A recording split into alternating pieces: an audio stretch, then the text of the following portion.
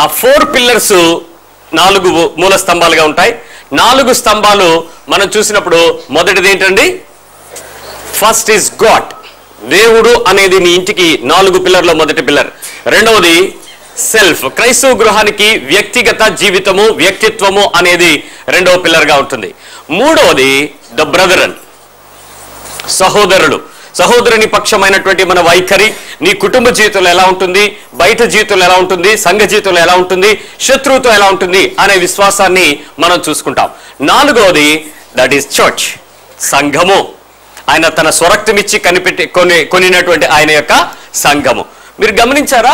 మొదటిగా మనిషి దేవునితో ఉండాల్సినటువంటి విశ్వాసం గురించి మనం మాట్లాడుకున్నప్పుడు మనకు అర్థమైంది, మనము ఆయనతో ఎలా ఉన్నామో తెలియదు కానీ ఆయన మాత్రం మనతో చాలా విషయాలలో నిజాయితీగా యథార్థంగా ఉన్నాడు. రెండవదిగా సెల్ఫ్, ఒక వ్యక్తిత్వాన్ని మనం ఎలా పెంచుకోవాలో చూసుకునేటప్పుడు అంతరంగంలో దేవుని గురించినటువంటి మన విశ్వాస జీవితాన్ని పరీక్షించుకున్నప్పుడు కూడా దేవుడు తన విశ్వాసతనే మన పక్షంగా చూపించాడు.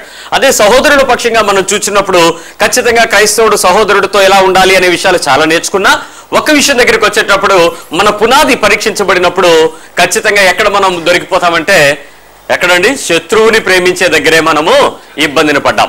అది కూడా ఎందుకు ప్రేమించాలి, ఎందుకు ప్రేమించకూడదు, ప్రేమించకపోతే ఏమవుతుంది, ఎలా ప్రేమించాలి, అసలు క్షమాపణ అంటే ఏంటి అని చాలా విషయాలు మనం విన్నాం. ఈ నిజమైన క్షమాపణ ఎవరైతే శత్రువు పక్షంగా క్షమించడో వాడు ఖచ్చితంగా దేవుని రాజ్యానికి వెళ్ళడానికి అవకాశాలు కోల్పోతున్నాడు. ఎందుకంటే ఆయనే తన కృపను బట్టి మనకిచ్చినటువంటి ఆయన పరిపూర్ణత, మనము దేవుని యొక్క కుటుంబంలోనికి చేరినటువంటి పరిస్థితుల్లో మొట్టమొదటిగా చేసినటువంటి పని ఏంటో తెలుసా అండి? మొదట నిన్ను వలె నీ పొరుగువాడిని ప్రేమించు అనేది పాత నిబంధన ఆజ్ఞ. It's not a new testament, పాత నిబంధనలో నుంచి ఇచ్చుకుంటూ వచ్చాడు. అయితే దేవుని యొక్క పోలికలో నీవెప్పుడైతే దేవుని పోలికలో, దేవుని స్వరూపంలో, దేవుని యొక్క ఉచితమైన ఆ సంపూర్ణతలోనికి మారిపోయావో, మొట్టమొదట వ్యక్తి చేసిన ప్రతి పాపానికి విరోధంగా పాపానికి క్షమాపణ లేదు మొదటి నిబంధనలో. తరువాత యేసుక్రీస్తు వారు వచ్చి ఆయన చూపించిన నిబంధన ఏంటంటే తండ్రి చెప్పిన దానికి మరికొంచెం ఎక్స్టెన్షన్ ఇచ్చి స్పష్టంగా చూపించాడు. ఏ విషయంలోనైనా శిక్ష లేదు, క్షమాపణ అని చెప్పాడు. మొదట క్షమాపణ లేదు, రెండవ నిబంధనలో క్షమాపణ తప్ప మరేమీ లేదు, ఉండనిచ్చే తీర్పు ఏమీ లేదు, అన్ని క్షమాపణే. ఇప్పుడు దేవుని యొక్క కుమారులుగా చేసినటువంటి మనము కూడా యేసుక్రీస్తు సంబంధులంగా తండ్రి చిత్తాన్ని చేసేవారంగా మనము క్షమించకుండా ఉండే పరిస్థితి ఎక్కడ కూడా లేదు. ఖచ్చితంగా మనం క్షమిస్తూ ఉన్నాం. క్షమించిన తరువాత మంచి క్రైస్తవ విశ్వాసంలోకి వచ్చిన వ్యక్తి దేవుని యొక్క సంఘముతో ఏం చేస్తాడు, చర్చ్తో తన విశ్వాసాన్ని ఎలా ఉంచుకుంటాడు అన్న విషయాన్ని ఈరోజు మనం కొంచెం తీవ్రంగా లోపలికి వెళ్ళి నేర్చుకోవడానికి ప్రయత్నించేద్దాం. 2 కొరింథీ పత్రిక 5వ అధ్యాయము 20వ వచనం చూద్దాం. 2 Corinthians 5:20. కొరింథీయులకు రాసిన 2వ పత్రిక 5వ అధ్యాయము 20వ వచనం. 2 కొరింథీ పత్రిక 5వ అధ్యాయము 20వ వచనం. 2 Corinthians chapter 5 verse 20. కావున దేవుడు మా ద్వారా వేడుకొనినట్లు మేము క్రీస్తుకు రాయబారులమై దేవునితో సమాధాన పడుడని క్రీస్తు పక్షంగా మిమ్మును బతిమాలు కొనుచున్నాము. ఈ పౌల్ చక్కటి స్టేట్మెంట్ ని మనకిస్తున్నాడు. ఏం చెప్పాడో చూడండి. మేము ఎవరో తెలుసా? క్రీస్తుకి రాయబారులం. ఒకసారి అందరం చెప్దాం, నేను యేసుక్రీస్తుకి రాయబారిని. ఇంగ్లీష్ లో రాయబారి అనే పదానికి చక్కటి పదం ఉంటుంది, అండ్ అంబాసిడర్ ఫర్ క్రైస్ట్. నేను యేసుక్రీస్తుకి, చెప్పండి, నేను యేసుక్రీస్తుకి రాయబారిని. యేసుక్రీస్తుకి రాయబారిని. రాయబారి లేక అంబాసిడర్ అంటే వాళ్ళు ఏం చేస్తారు అంటే ఒక దేశాన్ని రిప్రజెంట్ చేస్తారు, ఒక జనమును రిప్రజెంట్ చేస్తారు, ఒక ప్రజలను వారు రిప్రజెంట్ చేస్తారు. మనము ప్రజల యొక్క ప్రతినిధులుగా MLA, member of legislative assembly ఒక వ్యక్తిని ఎన్నుకున్నప్పుడు అతడు మన ప్రాంతానికి ఒక రిప్రజెంటేటివ్గా వెళ్తున్నాడు. అలాగే ఒక దేశం నుంచి మరి వెళ్లాల్సి వచ్చినప్పుడు, ఒక ఖండం నుంచి మరొక ఖండాంతరానికి వెళ్లాల్సి వచ్చినప్పుడు ఒక ఖండానికి రిప్రజెంటేటివ్గా మరొక వ్యక్తి వెళ్తూ ఉంటాడు. మరి అన్ని పొజిషన్స్ లో మనం ఉండేటప్పుడు గడిచిన 1 month, ఒక 3-4 months బ్యాక్ ఎలక్షన్ పోల్ దగ్గర పడుతున్న సమయంలో మనం ఒక భారతదేశానికి చెందిన అమెరికా రాయబారి గురించి అనేకమైన వర్తమానాలు అల్లరల్లర అయిపోయింది. దేశాలు అమెరికా మీద విరుచుకుపడ్డాయి. ఎవరి గురించి ఏమైనా పేరు గుర్తుందా అండి? దేవయాని కబ్రోషి అనేటువంటి ఒక సహోదరి, ఆమె ఆ అమెరికాకు భారతదేశం తరపున వెళ్ళిన రాయబారి. తన ఇంటిలో పని మనిషి విషయంలో ఏదో గొడవ అయిందని చెప్పి చాలా రాద్ధాంతం జరిగింది. ఆయన తరువాత మనకి ఆమె కంటే ముందు నిరుపమారావు గారు ఉండేవారు. ప్రస్తుతం ఎవరున్నారో ఏమైనా ఐడియా ఉందా? భారతదేశ రాయబారి to US, United states of అమెరికాకి భారతదేశ రాయబారి ఎవరో తెలుసా? మనకంతా ప్రస్తుతం జయశంకర్ గారు ఉన్నారు. ఎస్ జయశంకర్ గారు ఉన్నారు. చూడండి, ఒక దేశాన్ని ఒక వ్యక్తి రిప్రజెంట్ చేయాలి అని అంటే ఆ వ్యక్తికి చాలా విషయాలు తెలిసి ఉండాలి, చాలా విషయాలపై అవగాహన కలిగి ఉండాలి, చాలా విషయాల గురించి వారికి దేశానికి మధ్యలో సత్సంబంధాలు కలిగి ఉండాలి. అలాంటిది ఒక వ్యక్తి, ఒక పాల్ అనేటువంటి ఒక కామన్ మ్యాన్, సామాన్యుడైన వ్యక్తి, నేను యేసుక్రీస్తుకి రాయబారిగా ఉంటున్నాను ఇక్కడ అని చెప్పేస్తున్నాడు. సంఘంలోనికి వచ్చిన ప్రతి క్రైస్తవుడు, యేసుని రక్షణ పొందిన ప్రతి క్రైస్తవుడు ఖచ్చితంగా ఏమవుతాడంటే క్రీస్తుకి రాయబారి అవుతాడు. ఏమవుతారు? ఇప్పుడు మీరు చెప్పండి, నేను యేసుకి రాయబారిని, నేను క్రీస్తుకి రాయబారిని. ఎక్కడెక్కడ రాయబారత్వం వహించాలి మనం? మన ఇంటిలోనూ నువ్వు రాయబారివే, అంబాసిడర్వే, ఇంటి బయట అంబాసిడర్వే, నీ కాలేజీలో నువ్వు అంబాసిడర్, నీ పనిచేసే ఉద్యోగాల్లో నువ్వు అంబాసిడర్, నువ్వు ఏదైనా ఊరు వెళ్తే క్యాంప్కి వెళ్తే అక్కడ నువ్వు అంబాసిడర్. మీరు ఏమి చేసినా మీరు ఎవరి పక్షంగా చేయాలి? యేసు పక్షంగా చేయాలి. ఎవరి కొరకు చేస్తున్నారు? మీరు యేసు కొరకు చేస్తున్నారు. So ambassadors. ఎలా ఉంటుందో ఒకసారి చెప్తాను వినండి. యేసుక్రీస్తు వారు యోహాను సువార్త 14:6 ఒక మాట అన్నాడు. John 14:6. ఇది కంటతో వచ్చిన వాక్యం, మీరు బైబిల్ చెప్తున్నారు. యోహాను సువార్త 14:6 నేనే మార్గము అని ఏమన్నారో చెప్తున్నాను. నేనే మార్గము, నేనే సత్యము, నేనే జీవము. మళ్ళీ చెప్తున్నాను, ఆయన ఏమన్నాడు? నేనే మార్గము, నేనే సత్యము, నేనే జీవం. మరో చోట ఏమన్నాడు? నేనే జీవాహారం అన్నాడు. అన్నాడా లేదా? నేనే పరలోకం నుంచి దిగి వచ్చిన జీవాహారము అన్నాడు. అంతేకాక పునరుద్ధానమును నేనే, జీవమును నేనే అన్నాడు. అన్నాడా లేదా? రైట్. ఇప్పుడు పౌలు సింపుల్ గా నేను అంబాసిడర్ని అన్నాడు. ఇప్పుడు క్రైస్తవులైన మీరు నేను అనే పదం వాడితే మీ గురించి, క్రైస్తవ్యాన్ని గురించి, మీరు వెంబడిస్తున్న క్రీస్తు గురించి నేను డాష్ ఏం మాట్లాడుతావు చెప్పు. నీ గురించి నువ్వు నేను డాష్ అని ఏమైనా చెప్తావా? యేసుక్రీస్తు చెప్తున్నాడు, నేను జీవము, మార్గము, సత్యము, నేను జీవాహారము, నేను పరలోకం దిగొచ్చిన మన్నా, ఇలా చాలా చెప్పాడు ఆయన గురించి. పౌలు కూడా చెప్పుకుంటున్నాడు, ఇదిగో నేను సో. నీ గురించి చెప్పాల్సి వస్తే నువ్వేం చెప్తావు? నేను డాష్. నా మాట అర్థమవుతుంది అనుకుంటున్నాను. నీ గురించి చెప్పాల్సి వస్తే, నీ క్రైస్తవ్యాన్ని గురించి చెప్పాల్సి వస్తే నీ గురించి నువ్వేం చెప్తావు?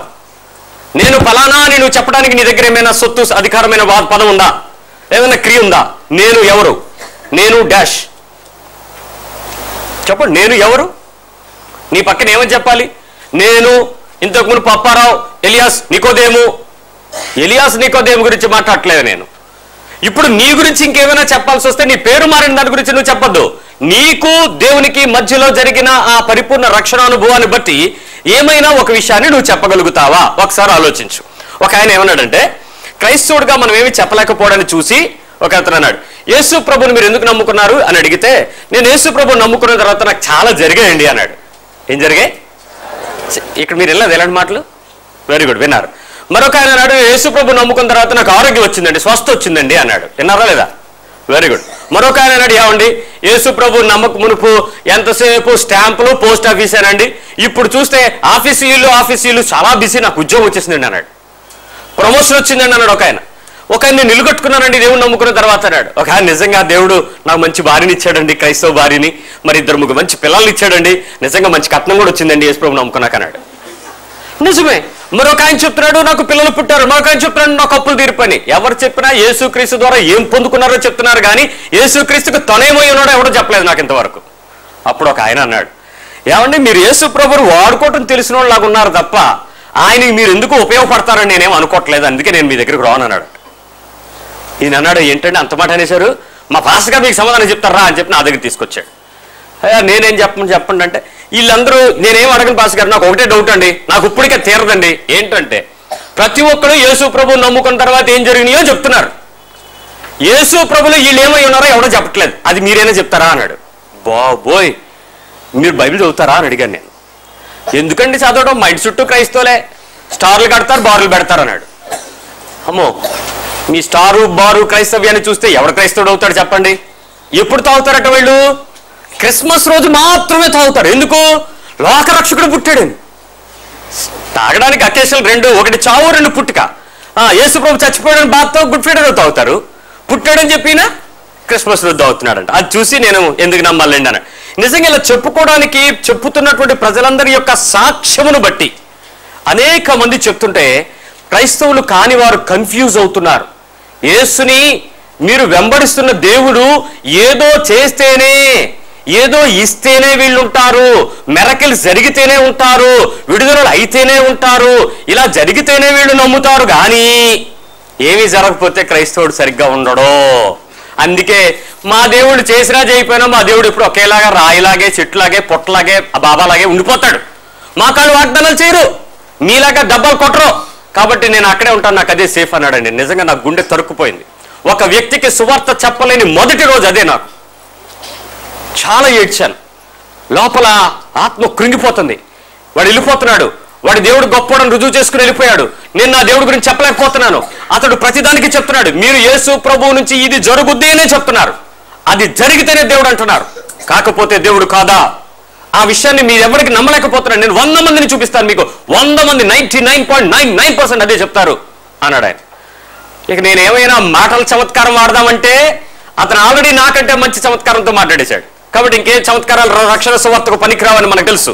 అందుకే ఇక ఆలోచించారు. ఈ కన్ఫ్యూజ్ స్టేట్లో కొనసాగించాల్సినటువంటి పద్ధతిని బట్టి యేసు ప్రభును నమ్మి బాప్తిజం పొందుకొని ప్రార్థనలు చేసి అవేవి రాకపోవడం వల్ల చూడండి, మనుషులు ఏం చేస్తున్నారో చెప్తున్నారు. మిమ్మల్ని ఎక్కడ మీరు క్రైస్తవ సంఘంలోకి చేరి క్రైస్తవ సంఘములో రాయబారులుగా ఉంటూ దేవుణ్ణి తెలుసుకున్నవారుగా మనం చేసే బలహీనత ఏంటో చెప్తాను. బాప్తిజం తీసుకుంటారు, ప్రభు బలలో పాల్గొంటారు, కానుకలు ఇస్తూ ఉంటారు, రెగ్యులర్గా చర్చకు వస్తూ ఉంటారు. వచ్చిన తర్వాత మీకు కొన్ని కార్యక్రమాలు జరగవు, కొన్ని కార్యాలు జరగవు. am I right? హలో, వచ్చేసినా మీకు అన్ని జరిగిపోయినాయా? అన్నీ జరగవు. ఇంకా ఆ వెలితి ఉండిపోయింది, జరగలేదు అన్న వెలితి, ఆ డెఫిసిట్ మాత్రం మీకు ఉండిపోయింది. ఉండిపోయి ఇప్పుడు మీరు నెక్స్ట్ ఏం చేస్తారో తెలుసా? ఫెయిత్ ప్రాక్టీస్ చేస్తారు. ఏమంటారు దీన్ని? విశ్వాసాన్ని ప్రాక్టీస్ చేస్తారు, నిరీక్షణను ప్రాక్టీస్ చేస్తారు, ఉపవాసాన్ని ప్రాక్టీస్ చేస్తారు, కన్నీటి ప్రార్థనలను ప్రాక్టీస్ చేస్తారు, రాత్రులు మేలుకొనే ఏడుపు ప్రార్థనలు కూడా చేసేస్తారు. అక్కడికి కార్యాలు ఇన్ని చేసిన జరిగిపోయినాయి. మీకేమన్నా జరగలే? అవన్నీ ఆ జరగని ఆ బీరువాలో తాళం పెట్టినట్టే ఉన్నాయి. అవి ఏవి కార్యక్రమాలు మీకు ఇప్పటివరకు జరగకపోగా ఇక ఇప్పుడు నెక్స్ట్ ఏం చేస్తారు తెలుసా? క్రిస్టియన్సే మరి మనకి ఫోన్ నెంబర్లు, టీవీ కింద స్క్రోలింగ్లు, పుస్తకాలు, పేపర్లు విరివిగా దొరుకుతూ ఉంటాయి భారతదేశంలో. దీన్ని చూడగానే దీనిలో వీళ్ళకి 1 2 3లో పెట్టుకుంటారో లేకపోతే ఫ్యామిలీ నెంబర్లు స్టార్ 1 2 3లో పెట్టుకుంటారో తెలియదు, కానీ చక్కా మనం పాస్ కొడతారు. ఫస్ట్ కనెక్ట్ అయిపోద్ది డైరెక్ట్గా. అయిపోయిన వెంటనే ఏం చేస్తారంటే, మా ప్రార్థన సరిపోవట్లేదు, చెప్పండి నెక్స్ట్ కండిషన్, మీ ప్రార్థన కూడా మాకు అప్పివ్వండి. మాది సరిపోవట్లేదు బ్రదరు, మా ఫెయిత్ సరిపోవట్లేదు. ఎందుకండి? ఎందుకు? మీరు క్రైస్తవుడిగా బతకడానికి సరిపోవట్లేదా? క్రైస్తవుడు చెప్పుకోవడం సరిపోవట్లేదా? క్రీస్తు కొరకు ఒక మంచి సాక్ష్యపు జీవితం జీవించడానికి సరిపోవట్లేదా? నీ కార్యాలు జరగడానికి సరిపోవట్లేదా? చెప్పండి, ఏం కావాలి మీకు? నీ పనులకి చాలట్లేదు. అప్పుడు నువ్వేమంటావు అంటే, మా ప్రార్థన చాలట్లేదేమని భయం ఉందండి, మీ ప్రార్థన కూడా మాతో పాటు పెట్టి బలంగా మా కోసం మీరు ఏం చేయాలి? ఒక సిస్టర్ గారు ఎప్పుడు ఫోన్ చేస్తారు, నాకు చాలా బాధాకరమైన రోజు ఆ రోజు. ఆ ఫోన్లో ఏముంటుంది తెలుసా? బాబు మీరు బాగా ప్రార్థన చేయాలి మా బాబు కోసం అంటది. తల్లులారా, రేయి మొదటి జాములు వేసి మీ పిల్లల కోసం మీరు అంగలార్చని బైబిల్ చెప్తే ఇవి నన్ను చెప్పమంటది, మీరు బాగా ప్రార్థన చెయ్యాలండి మా పిల్లడు సెటిల్మెంట్ కోసం. ఎవరు చేయాలి? తల్లి నువ్వు చేయాలి, నేనెందుకు చేస్తాను? చెప్తే ఎనరు. ఎప్పుడు ఫోన్ చేసినా ఇదే బాధ అండి. ఆ బాబాయ్ ఆ ఫోన్ నెంబర్ చూసి కొన్నిసార్లు ఆపేద్దాం అన్నంత బాధ వస్తుంది. మా పిల్లోడు ప్రార్థన, రెండు తప్ప ఇంకేముండవు ఆవిడకి. చాలా మందికి ఆ సెల్ఫ్ ప్రేయర్ చాలక ప్రేయర్ టవర్లకు ఫోన్ కొట్టే, ప్రేయర్ హౌస్లకు ఫోన్ కొట్టే, మరి ఇంకా చెప్పాలంటే ప్రాఫిట్స్ దగ్గరికి వెళ్ళడం, అపోస్తలుల దగ్గరికి పోవడం, ఇలా తిరుగుతూ చర్చిలు మారుస్తూ టైం గడిపేస్తూ ఉంటారే తప్ప నువ్వు లేక నేను ఏమిటి యేసుకి అనే విషయం దగ్గరికి వస్తే, యేసుని ఎలా వాడుకోవాలో వాడుకోవడానికి కావాల్సిన పరిస్థితులు ఏంటో వాటి కొరకే నా జీవితకాలాన్ని నేను వెచ్చిస్తున్నానన్న విషయం సత్యం. ఇప్పుడు నేను విషయానికి వస్తున్నా. ఇప్పటికైనా నీ గురించి నేను ఫలానా అన్న విషయం నువ్వు తెలుసుకోకపోతే, నీవు క్రైస్తవ సంఘంలో ఉన్నటువంటి ఒక పనికిరాని వ్యక్తివి అని నేను రుజువు చేయగలను. Still useless people. సంఘము అనేది స్వరక్తమిచ్చి కొనుక్కున్నాడు ఆయన తన ప్రణాళికలో ఉంచుకున్నాడు, ఆయన తన కుటుంబంగా చూస్తున్నాడు, తన బిడ్డలను అనుకున్నాడు. అయినప్పటికీ మనం ఆయన పిల్లలుగా ఉండక ఇంకా తండ్రి దగ్గర వాటా కోసం, తండ్రి దగ్గర ఆస్తి కోసం, తండ్రి దగ్గర హక్కు కోసం, తండ్రి దగ్గర ఉన్న చిరుకానుకల కొరకు, భూ సంబంధమైన వాటి కొరకు నీ జీవితకాలాన్ని గడుపుతూ ఉంటే సిగ్గుమాలిన జనమని ఆయన కూడా ఒకరోజు విసుగుతాడేమో చూసుకోండి. ఏమేంటో చెప్తాను. పౌలు ఒక విషయాన్ని మనకు చెప్తాడు. ఎందుకు ఆయన నేను అంబాసిడర్ అన్నాడో ఆ విషయాన్ని నేను మీకు రుజువు చేస్తాను. Number 1 point, Romans chapter 1 verse 14. రోమ పత్రిక 1వ అధ్యాయము 14వ వచనం. రోమన్స్ 1:14.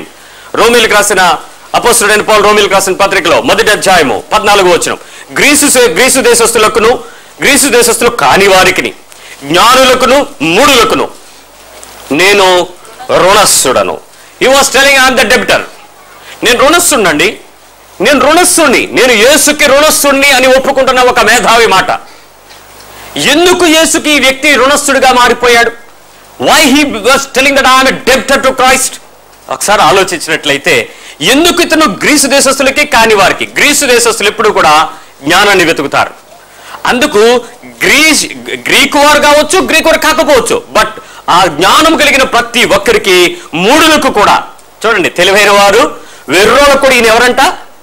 రుణస్థుడును. మీరు ఎప్పుడైనా ఎవరినైనా చూస్తే వాళ్ళకి మీరు రుణస్థులు అని అంటే మీరు ఊరుకుంటారా? 10 రూపాయలు కూడా మీరు ఎప్పుడు ఎవరిని అడగలేదండి. 5 రూపాయలు కూడా మీరు అప్పులేరండి. ఒకడు ఎవడైనా వచ్చి నువ్వు నాకు అప్పున్నావు అన్నాడు అనుకో, నీకు ఎలా ఉంటుంది? ఎవడోరా నువ్వు? నేను ఎప్పుడు నీ దగ్గర రూపాయి అడగలేదు, నేను ఎవరి దగ్గర, నేను నీకు అప్పును పెట్టరా, అలా నువ్వు ఎవడో చూసినా ఎవడనుకుంటున్నావో అని కసురుకుని ఇంకా నీ వెనకాల పడి ఊరుకోండి బాబు, మీరు నాకు చాలా రుణంగా ఉన్నారు అన్నారు అనుకోండి, మిమ్మల్ని కోర్టుకి ఇడుస్తానన్నాడు అనుకోండి, మీకు లోపల ఎక్కడైనా భయం కలుగుద్ది. ఈడేమన్నా నోటు కొనుక్కుని ఎవడైనా నా పేరు మీద వేస్తున్నాడా? ఏమిటో భయం. ఎందుకు? వాడు రుణస్థుడంటే. పౌలే చెప్తున్నాడు, నేను దేవుని పక్షంగా జ్ఞానం కలిగిన వారికి, మూఢులకు అంటే ఏమీ తెలియని వాడికి, గ్రీకు వారికి, గ్రీక్ దేశం కాని వారికి నేను రుణస్థుడనై ఉన్నాను. ఎందుకు ఈయన రుణస్థుడై ఉన్నాడు ఒకసారి చెప్తాను.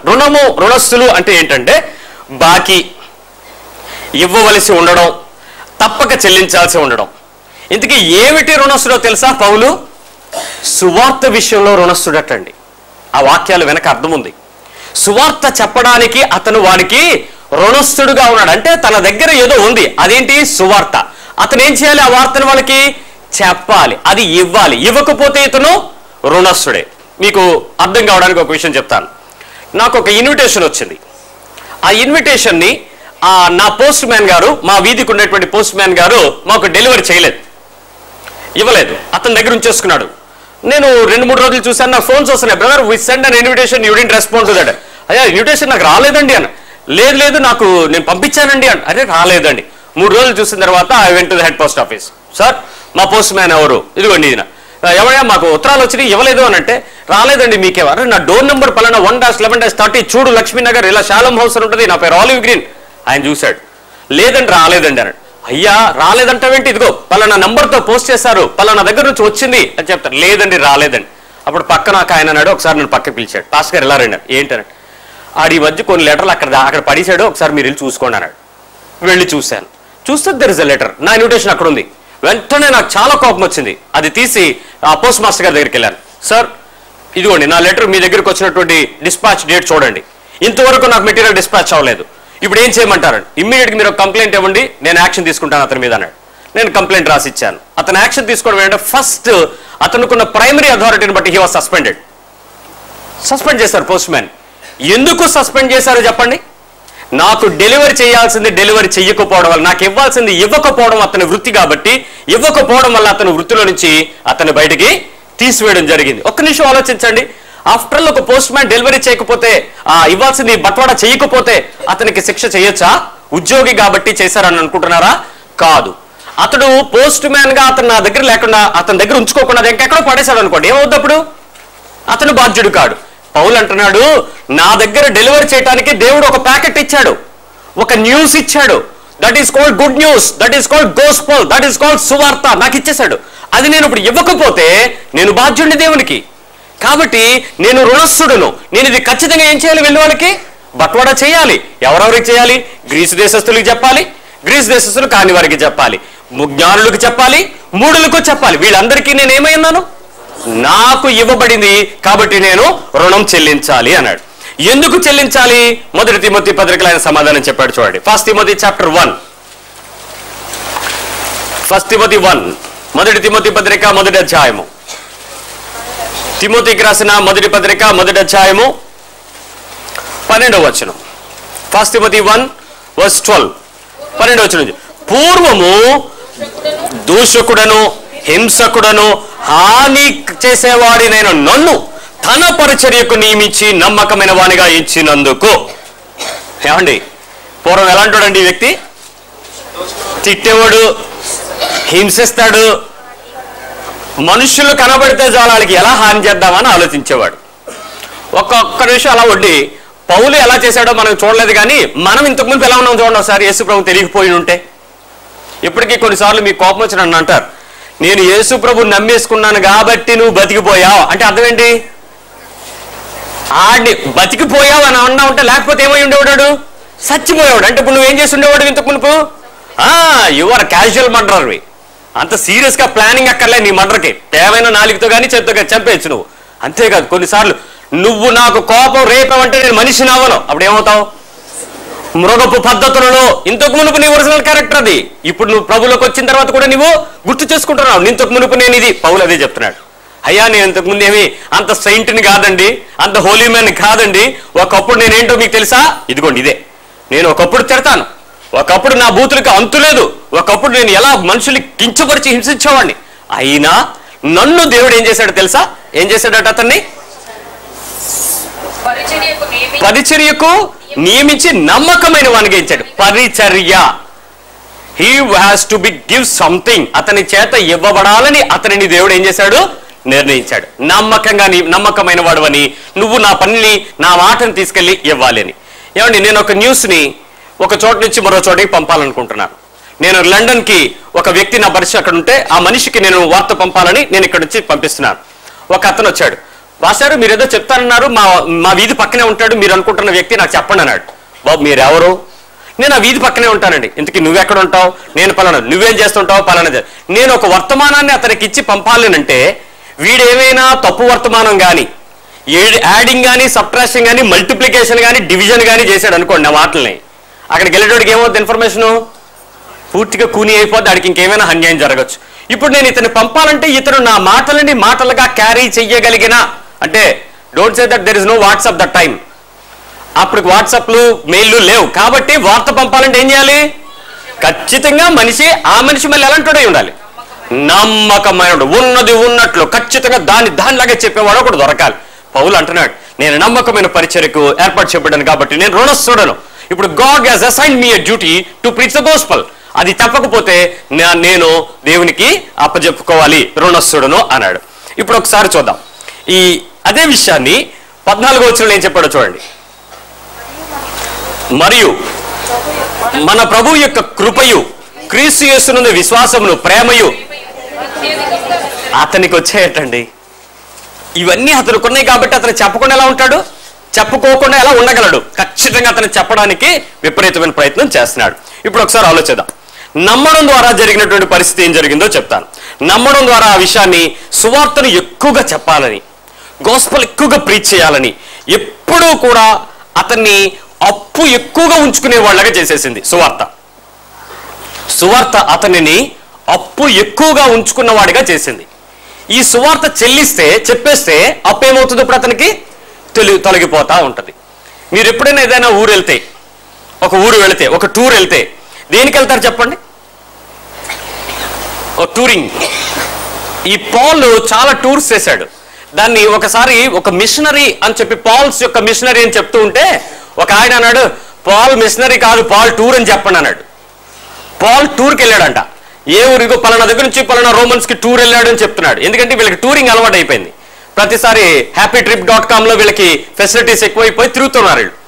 ఒక ప్రదేశం నుంచి ఒక ప్రదేశానికి వెళ్ళేటప్పుడు మీరు ఎందుకు వెళ్తారు? అయితే చుట్టపు చూపుకి వెళ్తారు, లేక కర్తవ్య నిర్వహణ బాధ్యతలకు వెళ్తారు, ఇంకా అవసరమైతే డబ్బులు ఎక్కువైపోయి మరి మేము ఎక్కడికి వెళ్ళట్లేదండి, మా పిల్లలు గొడవ చేస్తున్నారండి, కాస్తసేపైనా తిరగాలండి. ఎందుకో తిరగాలని, తిరగడానికి, దేనికి?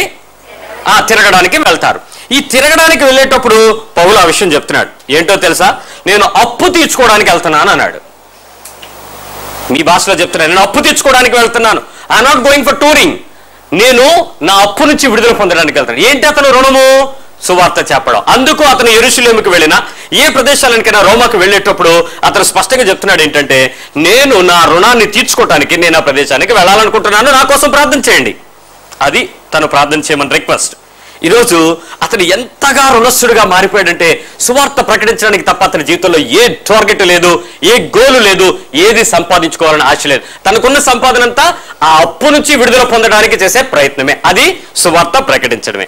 ఎంతవరకు ఎంత చెప్పినా మనం ఏమంటా తెలుసా, ఎంత చెప్తున్నానండి వాళ్ళు మాత్రం మారట్లేదండి, అసలు ఏం లేదండి బాబా, వాళ్ళకి ఇష్టండి బాబు అని. నేను ఒకరోజు బాధపడ్డాను, ప్రభు నేను ఎంత ప్రార్థన చేసినా మా ఊరు ప్రెసిడెంట్ మారట్లేదు అని తీసాను, లేకపోతే ఇబ్బంది పెడుతున్నాను తీశాను.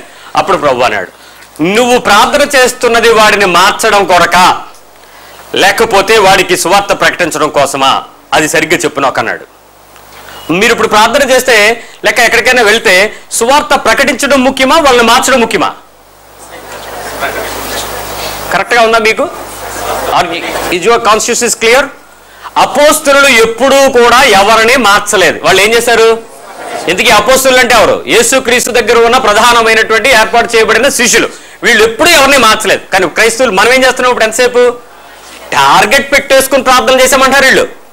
మీరు ఒక ఇంటిని టార్గెట్ చేసేయండి, వాళ్ళ గురించి ఎత్తి పట్టేసుకోండి, ఉపవాస ప్రార్థన చేసేయండి, కన్నీటి ప్రార్థన చేసేయండి, వాళ్ళకి ఇంకేదో ఒకటి చెప్పేయండి, మొత్తానికి వాళ్ళు మార్చేయండి అంటారు. యేసు ప్రభు లేని సువార్త దయచేసి ఎవడో చేయకండి. ప్రభు సువార్త ప్రకటించండి. క్రైస్తవుడిగా నువ్వు తెలుసుకున్నావు, నువ్వు ప్రకటించడం మనకే. ఇది మొదటి సంఘం చేసింది, మనం కూడా చేయాలి. ఫస్ట్ డిసైపుల్స్ ఎప్పుడు యేసు గురించి ఎవరిని మార్చలేదు, యేసుని చక్కగా వారు ప్రకటించారు. నంబర్ 1. ఇప్పుడు నేను నిజమైన రుణస్థుడిగా ఎక్కడెక్కడ ఉన్నానో మీకు ఒక 5 విషయాలు చెప్తాను. మీరు ఎవరైనా ఇలాంటి క్రైస్తవ రుణస్థులుగా ఉన్నారో లేదో చూడండి. నంబర్ 1, పిల్లలు, ఆల్ ది యూత్, మీకు అందరికీ ఇప్పుడు ఎవరంటే బాగా కోపం ఎవరో తెలుసా?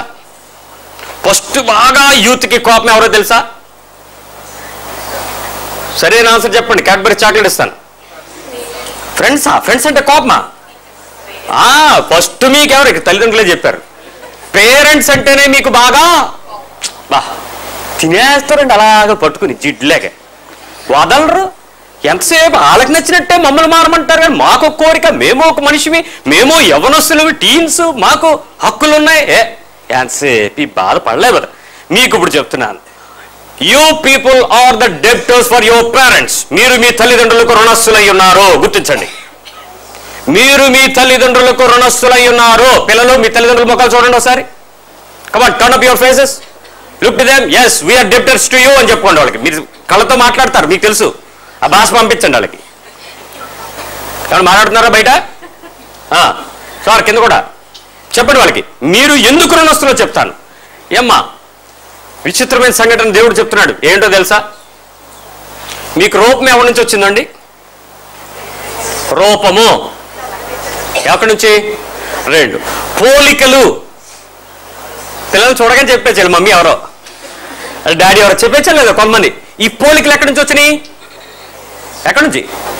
లోపల జీన్స్ ఎక్కడి నుంచి వచ్చినాయి? అక్కడి నుంచి వచ్చాయి. మీరు ఉండడానికి ప్రస్తుతం ఇల్లు ఎక్కడి నుంచి వచ్చింది? వాళ్ళని బట్టి. మీరు చదువుకోవడానికి డబ్బులు ఎక్కడి నుంచి వచ్చాయి? రైట్. మీరు వేసుకోవడానికి బట్టలు ఎక్కడి నుంచి వచ్చాయి? మీరు తినడానికి రూపాయలు ఎక్కడి నుంచి వచ్చాయి? మీరు తినడానికి ఫుడ్ ఎక్కడి నుంచి వచ్చింది? మీలో ఉన్న ఇంటెలిజెన్స్ ఎక్కడి నుంచి వచ్చింది? తెలివితేటలు. మీ జ్ఞానం ఎక్కడి నుంచి వచ్చింది? Very good. మీకోసం వాళ్ళు ఎన్ని త్యాగాలు చేశారో ఆ విషయం మీకు తెలుసా? మీరు చదువుకోవాలని, మీకు కావాల్సిన ఇవ్వాలని వాళ్ళు ఎన్ని వదులుకున్నారో తెలుసా మీకు?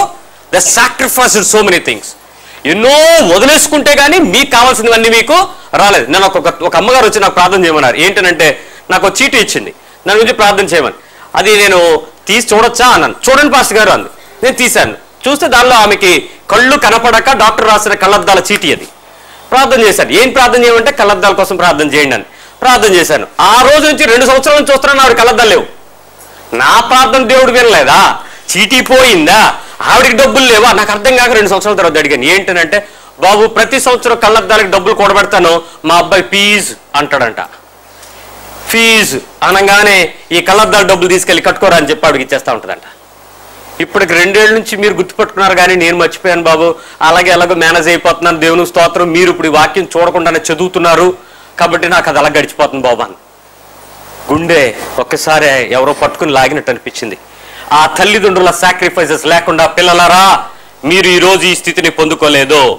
They sacrificed their lives. మీరు ఈరోజు ఇంత సంతోషంగా ఉండాలంటే వాళ్ళు ఎన్నో సమర్పణలు మీకున్నాయి. గుర్తు చేసుకోండి ఒకసారి. అంతేకాదు, మీకు ఇంకా చెప్పనా, మీకు బుద్ధిని నేర్పించింది ఎవరండి? ఫస్ట్లో నువ్వు అమ్మ అనకుండా ఇంకేదో తప్పుడు మాట మాట్లాడావు. అప్పుడు నీ అమ్మ కాదురా, నేనే అమ్మని అని చెప్పింది నీకు. ఎన్ని బుద్ధులు! నువ్వు మాట్లాడిన మాటలకి ఎన్ని బుద్ధులు చెప్పారో, ఎన్ని విషయాలు సరిచేశారో నిన్ను. అక్కడతో ఆగలేదండి, నిన్ను ఇన్ఫ్లుయెన్స్ చేశారండి నీ పేరెంట్స్. Highly influenced people. నువ్వేం అవ్వాలి, ఎలా అవ్వాలి, ఎందుకు అవ్వాలి, ఎప్పుడు అవ్వాలి, ఎలా చేస్తే అవుతావు, ద ఇన్ఫ్లుయెన్స్ లేకుండా మీరు ఎప్పుడు అవ్వలేదు. చెప్పండి, ఇప్పుడు మీరు మీ పేరెంట్స్కి రుణస్తులా కాదా? చెప్పండి, మీరు మీ పేరెంట్స్కి రుణస్తులా కాదా? సో మొదటిగా మీరు గుర్తుపెట్టుకోండి, ఇవన్నీ ఇచ్చినందుకు మీరు మీ తల్లిదండ్రులకు ఏమైనారు? రుణస్తులు అయి ఉన్నారు. ఈ విషయం మీరు ఎప్పుడైనా మీ ఇంట్లో వాళ్ళకి చూసి చెప్పారా? మీకేమన్నా గుర్తుందా?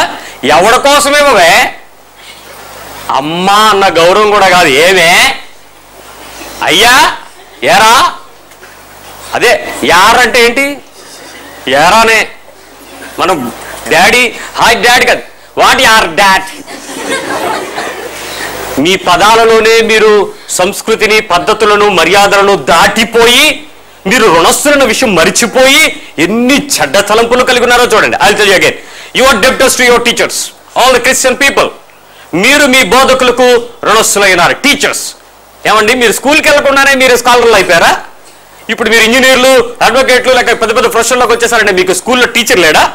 ఆ టీచర్ మీరు తప్పులు రాసిన వేళ చాలా మందికి ఇప్పటికీ బీకి డీకి తేడా తెలియదండి. బీకి ఇటు ఉంటుందో అటు ఉంటుందో కూడా తెలియదు. టైప్ చేసేటప్పుడు కూడా అలాగే కొడుతుంటారు. ఇప్పటికి అలాంటి పరిస్థితులు ఎన్ని తప్పులు కొడుతుంటే వాళ్ళు నిన్ను కూర్చోబెట్టి మెల్లిగా బుద్ధి చెప్పి ముందు బిస్కెట్ పెట్టి తర్వాత దెబ్బ కొట్టి మోకాళ్ళు వేయించో, కింద పెట్టో, 10 సార్లు హోంవర్క్ ఇచ్చో, నేనేం చేశారు వాళ్ళు? Yes, they seated right. నిన్ను పర్ఫెక్ట్గా మార్చారండి టీచర్స్. ఈరోజు నువ్వు ఎంతో పెద్ద పెద్ద స్థాయిలోకి వెళ్ళిపోయినా ఆ స్థాయి కలిగడానికి నీకు టీచర్లు చదువు చెప్పిన వారు ఉన్నారన్న విషయం గుర్తు చేసుకో. అంతేకాదు, వాళ్ళు నిన్ను బోధ చేశారు, క్రమశిక్షణ నేర్పించారు, మరి చాలా విషయాల్లో మిమ్మల్ని కనిపెట్టారు, మీకు జ్ఞానాన్ని ఇచ్చారు, మీకు వ్యక్తిత్వాన్ని కల్పించారు, మీకు ఒక వికాసాన్ని కలిగించి మిమ్మల్ని అర్హులైనటువంటి వారుగా మీరు వారికి రుణస్తులు కాదా? Number 3, you are debtors for your preachers. మీకు దేవుని వాక్యమును బోధించు వారికి మీరు ఖచ్చితంగా రుణస్తులై ఉన్నారు. Those who are preaching the word of God. ఇప్పుడు ఒకసారి ఆలోచించండి, మీకు దేవుని యొక్క రక్షణ విశ్వాసాన్ని, దేవుని యొక్క మాటను దేవుని ఉపదేశంగా మీకు బోధించి మీకు పరిస్థితులన్నిటిలో కూడా హెచ్చరించి, నేను మళ్ళీ చెప్తున్నాను, దురదజీవులకు వెళ్ళిన బోధకుల గురించి నేను మాట్లాడను, నిన్ను హెచ్చరించి, నిన్ను గద్దించి, నిన్ను శిక్షించి ఆ పరిస్థితులన్నింటిలో నువ్వు ఎంత పర్ఫెక్ట్గా ఉండాలో, ఏ రీతిగా నువ్వు ప్రార్థన చేసుకోవాలో, దేవుని మీద ఆనుకోవాలో, ఆధారపడాలో అన్నీ నీకు నేర్పించే నీ బోధకునికి మీరు రుణస్తులు కాదా? పౌలు అంటాడు, మీరు మీకు వాక్యమును బోధించే వారి విషయంలో మీరు మంచి పదార్థాలతో వారికి భాగ్యమీయుడి. ఆ ఒక్క మంచి పదార్థం అనేటోడికి మీరు ముక్కలేని భాగాల గురించి ఆలోచిస్తారు, వాటి గురించి ఆలోచించమంటలేదు ఆయన. మీరు రుణస్తులై ఉన్నారు. You are credible to them. వారు బట్టే మీరు ఒక విశ్వాసాన్ని ఎవరైనా కదిపితే వారు ఖచ్చితంగా సాక్ష్యం చెప్పగలగాలి, అయ్యో బాబోయ్ మీ పాస్టర్ ఎవరండి అని మిమ్మల్ని చూసి మాట్లాడగలగాలి. ఎందుకో? That should be your levels. నువ్వు ఆత్మీయమైన విషయాలలో అంత స్థిరమైన పద్ధతిలో నువ్వు నిలబడితే నీ మాట చూసి, నీ క్రియలు చూసి వాడు నీ సేవకుడిని గణపరుస్తాడు, దేవుని గణపరుస్తాడు. కాబట్టి మీరు మీ సేవకులకి మీరు ఖచ్చితంగా మీరు రుణస్తులైనారు. మీకు మాట చెప్తాను, ఇది అంటాడు పౌలు అంటాడు, నేను ఎందుకు రుణస్తుడిగా ఉండమని చెప్పానని చెప్తూ ఒక పని చేశాడండి. ఆ పని అంటే మీకు చూపిస్తాను. 1 కొరింథీ 9, 1 Corinthians 9, 1 కొరింథీ పత్రిక 9వ అధ్యాయం 16 నుంచి 18 వచనాలు చదువుతున్నాను చూడండి. 1 Corinthians chapter 9 verse 16 to 18. నేను సువార్తను ప్రకటించుచున్నాను, నాకు అతిశయ కారణం ఏం లేదంట. ఏం ప్రకటిస్తున్న అతిశయం లేదు. నేను నిన్న ఒక తమ్ముడు వేరొక ఆఫ్రికా దీవుల్లో నుంచి నాకు ఒక ఫోన్ చేశాడు. అన్న, it's a crazy to preach gospel అన్నాడు. ఏంట్రో అంతందా అన్నాడు. ఆల్రెడీ మీరు టీవీలోను ఇంటర్నెట్లో కొంత న్యూస్ మీరు చూసినట్లయితే చాలా ప్రదేశాల్లో ఇరాక్లో ఉన్న క్రిస్టియన్స్ చర్చిల్లో బందీలై ఉన్నారు. టిల్ ఈ రోజుకి అది 6వ రోజు. ఫుడ్ లేదు, వాటర్ తప్ప. పిల్లలు సొమసిల్లిపోయి చిన్న పసిపిల్లలతో వాళ్ళు ఇరాక్లో ఉన్న క్రైస్తవులు అందరూ ఏడుస్తున్నారు. ఎలా విడుదల చేస్తారో తెలియదు. బయటంతా రక్షణ కాపలా ఉంది, వాళ్ళని ఎవడు చంపేస్తాడని.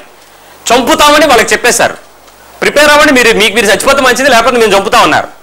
అది అక్కడ ఉన్న పరిస్థితి. ఈయన అంటున్నాడు, సువార్త ప్రకటించడం చాలా క్రేజీగా ఉందంట. ఏం చేస్తున్నావు బోల్డూర్లు తిరుగుతున్నావన్నా, అన్ని చూస్తున్నామన్నా, ఎంజాయ్ చేస్తూ ప్రకటిస్తున్నావు అన్నాడు. ఏమి ఎంజాయ్మెంట్ ప్రకటన అర్థం కావట్లేదు. ఈయన పౌలు ఇక్కడ ఏమంటున్నాడో చెప్తున్నాడు చూడండి. సువార్త ప్రకటిస్తున్నాడు, నాకు అతిశయ కారణం లేదు. సువార్తను ప్రకటింపవలసిన భారము నా మీద మోపబడి ఉన్నది. ఏముంది? భారముండి చెప్పడానికి మీరు రుణస్తులు, కానీ మీరు అవకాశాలుండి, మీకు డబ్బులుండి, తిరగడానికి కావాల్సిన పరిస్థితులుండి నువ్వు ప్రకటిస్తే నీది సువార్తేనా? ఇప్పుడు మీరు ఎక్కడికైనా వెళితే సువార్త ప్రకటించడం లేదు, ఫారెన్ ట్రిప్ లాగా ఉంది. ఈ ట్రిప్లో అన్ని తిరగడం, అన్ని చూడటం, అన్నింటినీ కొనుక్కోవడం, అన్నింటినీ అనుభవించడం, పోజులు ఇవ్వడం, పద్ధతులన్నింటినీ చూసుకోవడమే తప్ప నీ విశ్వాస జీవితానికి నీవు భారమై ప్రకటించే పద్ధతి అయితే పౌలులాగా లేదు. ఇంకా చెప్తున్నాడు, అయ్యో నేను సువార్తను ప్రకటించకపోయిన ఎడలా నాకు వాడిని అడిగాను, నిన్న ఏం తిన్నావరా అని. అన్నా ఇక్కడ ఆ జంతువు పేరు చెప్తే మీరు అసహించుకుంటారు, దాంతో చేసినవి తిన్నామన్నా అన్నాడు. అక్కడ దొరుకుతాయా? ఆర్డర్ ఇస్తే ఇస్తారన్న. ఎంత అంటే చాలా కాస్ట్లీ అన్నాను. అంత కాస్ట్లీది నువ్వు తినకపోతే చచ్చిపోతావేరా అన్న. అంటే ఇక్కడ దొరికింది టేస్ట్ చేయాలి కదా అన్నాను. ఈయనేమంటున్నాడు, నేను ప్రకటించకపోతే నాకు శ్రమ. వీడేమనుకుంటున్నాడు, నేను తినకపోతే నాకు బాధ అనుకుంటున్నాడు. చాలా మంది సువార్తలు ఇప్పుడు ఏం చేస్తున్నారో చూసుకోండి. అసలు విషయంకి వస్తాను నేను. ఇది నేను ఇష్టపడి చేసిన ఎడలో నాకు జీతం దొరుకుతుంది. నేను కావాలని ఇష్టం చేస్తే నాకు సువార్త ప్రాక్టీస్ ఏమొస్తుంది? మనీ వస్తుంది. ఇష్టపడకపోయినను గృహనారకత్వం నాకు అప్పగింది. ఆ ఇంటికి నేను బాధ్యుడిని కాబట్టి నేను చేసినా చేయకపోయినా నా జీతం నాకేం రాదు, బట్ నేను మాత్రం ఇంటికి చేసి పెట్టాలి. ఇక్కడ ఎవరైనా స్త్రీలు భర్తలు ఉద్యోగం చేస్తూ భార్యలు ఇంటి దగ్గర ఉండే స్త్రీలు ఎవరైనా ఉన్నారా? భర్తలు ఉద్యోగాలు చేస్తుంటారు, భార్యలు మేము ఇంటి దగ్గర ఉంటాం. ప్రతి నెల మీరు ఇంటి నిర్వహణ కొరకు, మీ ఇంటిని మీరు మేనేజ్ చేస్తున్నందుకు, మీ ఇంటిని మీరు క్లీన్ చేస్తున్నందుకు, మీ ఇంటి వారి బట్టలను ఉతుకుతున్నందుకు, మీ ఇంటి వారి అంట్లు పని మనుషుల పక్షంగా క్లీన్ చేస్తున్నందుకు, ఇంటిని అన్ని విషయాల్లో జాగ్రత్తగా చూస్తున్నందుకు ప్రతి నెల 20,000 జీతం తీసుకునే స్త్రీలు ఎవరైనా ఉన్నారా?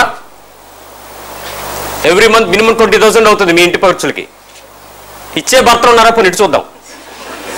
అమ్మా ఇల్లు మేనేజ్ చేయ కాదు, ఇల్లు మేనేజ్ చేసే ఖర్చు వేరు, బియ్యంకి పప్పుకి ఉప్పుకి ఇచ్చే ఖర్చు వేరు. Because you are taking care of my home, this is a payment. Because గృహ నిర్వహణ ఇచ్చినప్పుడు కొంత పెట్టి క్యాష్ ఎవరేంటి, అలాగే జీతం కూడా ఇవ్వాలి. పౌలు అదే చెప్తున్నాడు, నేను దేవుని ఇంటికి నేను ఏం చేస్తాను తెలుసా, నేను గృహ నిర్వాహకత్వం, నాకు జీతం ఇష్టపడి చేస్తే జీతం, లేకపోతే నా హౌస్ మెయింటెనెన్స్ నాకు ఉంది కదా, అది ఎలాగో నేను చేసుకుంటాను. ఇప్పుడు చెప్తున్నాడు 18, అట్లయితే నాకు జీతమేది?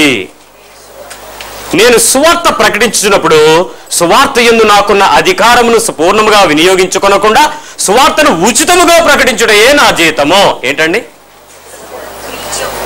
ఫ్రీగా ప్రకటించడమే ఇతనికి. ఇప్పుడు ఫ్రీగా నాతో పాటు ఉద్యోగం చేయడానికి కొన్ని ఉద్యోగాలు ఉన్నాయి. ఎంతమంది రెడీ? ఫ్రీగా ఉన్నాయి ఉద్యోగాలు, ఓల్డ్ ఉద్యోగాలు ఉన్నాయి. మీకు విషయం చెప్పనా, అందరూ ఫ్రీగా ఒప్పుకుంటారండి. ఒకరోజు చేస్తారు ఫ్రీగా, 2 రోజులు చేస్తారు ఫ్రీగా, 3 రోజులు చేస్తారు ఫ్రీగా. ఆ తర్వాత నేను మీ వెనకాతల ఫ్రీగా రమ్మని అడగాల. ఒక్కడు కనబడ్డు. ఎందుకు? You are not paying. అదే నేను డబ్బులు ఇచ్చి ఒకడికి నెలకి 2,000 ఇస్తాను, నువ్వు నాకు ఉద్యోగం చేయన్నాను అనుకోండి, రాకపోతే ఆడు భయపడతాడో లేదా? ఈ రోజు సువార్త ప్రకటించడమే ఒక రుణము అన్న విషయం మనం మర్చిపోయిన కాపరులతో జీవిస్తున్నాం. అలాంటి భారము కలిగిన పరిచర్యలు, డబ్బులతోనూ సరదాగా తిరిగే వ్యక్తులతోనే సువార్త అనేటువంటి జీవితాన్ని కలిగి ఉన్నాం. దౌర్భాగ్య పరిస్థితి. నిజంగా నీకు వాక్యం బోధించే వారికి నువ్వు ఖచ్చితంగా రుణస్థులమై ఉన్నావు. 4వ విషయం చెప్తాను. ఈరోజు we are the debtors to the church. సంఘానికి మనం ఎలాంటి రుణస్థులమై ఉన్నాం? చర్చ్కి ఏమండి, మీకు రక్షణ ప్రకటించి, రక్షణ పరిస్థితులన్నిటినీ మీకు నేర్పించి, దేవుని వాక్యమును స్థిరంగా బోధించి, దేవుని పద్ధతులను బోధించి, దేవుని యొక్క విశ్వాసాన్ని మీకు చూపించి, ఇవన్నీ చేసిన తర్వాత సంఘానికి మీరు ఎలాంటి రుణస్తులు ఉంటారో చెప్తాను. సంఘానికి రావడానికి మీ బాధ్యత, పాస్టర్ గారి బాధ్యత? చర్చికి రావడం. నిజం చెప్పనా, చాలా మందికి ఇది పాస్టర్ గారి బాధ్యతే. ఏంటంటే పాస్టర్ గారు పలకరించలేదు, పాస్టర్ గారు మాట్లాడలేదు, పాస్టర్ గారు చూడలేదు, పాస్టర్ గారు సెకండ్ ఇవ్వలేదు, పాస్టర్ గారు ఇంకోటి ఏదో చేయలేదు. ఇది ఒక బాధ. సంఘానికి నువ్వు ఎందుకు వెళ్ళాలి? పాస్టర్ గారి కోసమా? నెంబర్ 1. నెంబర్ 2, ఈరోజు నిన్ను ప్రేమిస్తూ నిన్ను దేవుని మార్గంలోకి తీసుకుని వెళ్ళేటప్పుడు 3 విషయాలకి నువ్వు సంఘానికి రుణస్తుడిగా ఉంటావు. First thing teachings. Number 2 the fellowship. నీకొక సహవాసంలో నువ్వు ఉన్నందుకు నువ్వు రుణస్తుడిగా ఉంటావు. Number 3 the guidance.